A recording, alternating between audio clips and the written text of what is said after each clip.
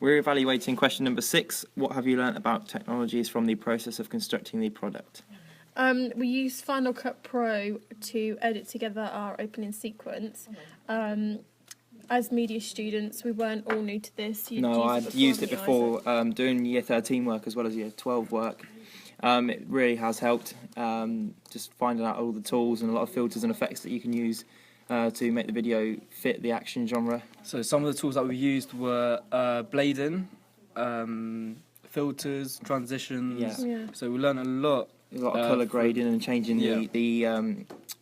the lighting in the sequence as well to make it seem a bit darker and add some more effects to that as well. Yeah, I Makes think it flow better. Yeah, I think it helped as well though, like with you knowing what to do, because you helped us sort of like in the process. Yeah, we were all carry on learning. It was as all well. trial and error really, and just learn from our mistakes and improve, or just go to like YouTube tutorials and just learn.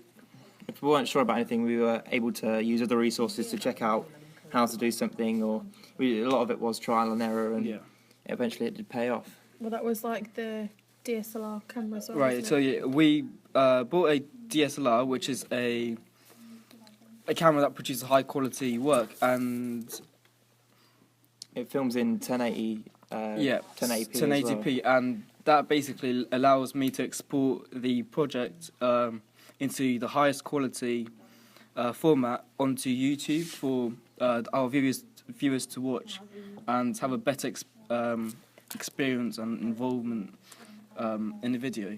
We were also able to utilise the camera's effects as well. There are a lot of different settings and buttons we could use on the camera as well to help us film our piece. A lot of it was useful. So an example of that would be the sports setting on my camera. So on the chasing scene, I was able to turn the setting on that, and it was able to steady the shot somewhat as well as make it off kilter and jumpy. But it really added to the effect of being chased, and it really draws the audience in. But all it was just a simple effect on the camera. Being a graphic designer, I was able to produce motion graphic through graphic design software such as Adobe Flash and Adobe Photoshop CS6. Well, this allows me to create like an ident through different layers and merging them together. We designed a simple shape and what we wanted to call it and everything beforehand, and then Viv was able to use his design skills to then implement it onto some proper software. We also used Ken Burns' crop, which helped us. That helped us with our titles of our opening a lot of that sequence as on well. Final Cut Pro. Again, to flow better. Yeah, that's one thing that we did use. We did think highly about the shot composition and the framing of the work as well. We wanted to make sure things were slightly off centre and using the rule of thirds as well to really draw the audience in and make it seem like they don't understand what's going on, which makes them want to watch the video more and continue the storyline. Yeah, we also use, like the free resources around us, the internet search engines. We created our storyboard on the free website Storyboard That. It's just sort of a website that gives you a template for a storyboard that you can just, make complex storyboards on. We also used like softwares that produces music. George had an app on his iPad.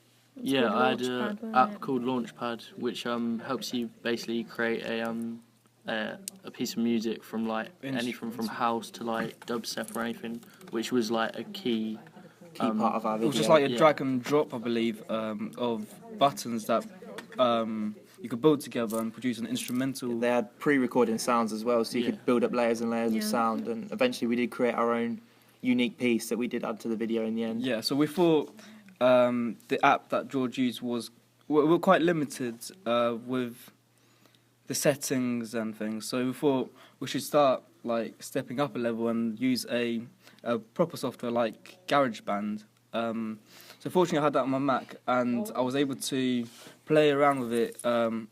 We used what George had and made it better. A lot better. Yeah.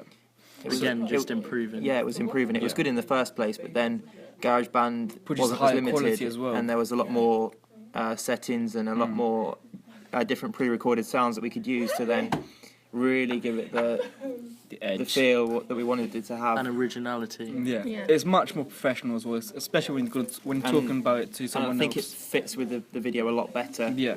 I mean, the pace, there's 2 different sort of songs in there, and the pace changes dramatically on the second one, and It's due to the Yeah, chasing, that's our. you know. I reckon that's our favourite Yeah. track in that video. The chasing part. It's upbeat. It's fast. It just sort of it builds and it sets the scene, and you know it gives sort you of, that it, sort and of. it glues all the pictures and all the video together. Yeah, I again. think it really makes it. So after producing that, we were able to export it.